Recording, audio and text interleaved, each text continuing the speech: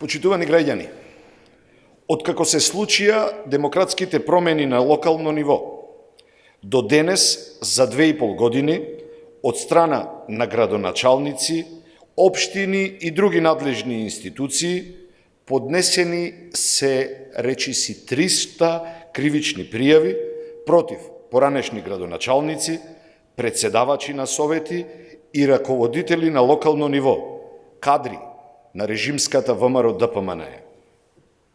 Од овие 300 до сега се процесирани 129 кривични пријави пред надлежните судови. Но многу од овие случаи се чуваат заглавени во судско-обвинителските лавиринти од страна на остатоците од заробената држава во судството. Структурите од Сваровски судството ја обструираат правдата на секое ниво. Тоа е уште една потврда дека е потребно прочистување и сеопфатни реформи во правосудството.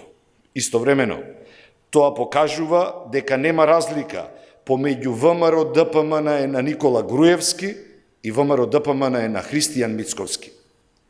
Процесите мора да добијат правен епилог. Правдата мора да биде задоволена, а секој оној за кој ќе се докаже дека сторил криминал да одговара. Бројот на поднесени и процесирани кривични пријави покажува дека ништо не е сменето во ВМРО ДПМНЕ. Таму се уште е присутна криминалната матрица.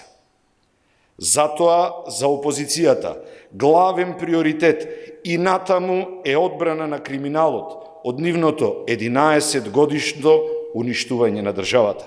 Затоа граѓаните на 12 април ќе ми испорачаат нов пораз на Мицковски и ВМРО ДПМНЕ и јасно ќе порачаат дека враќање на режимот нема да има. Режим никогаш повеќе. Ви благодарам.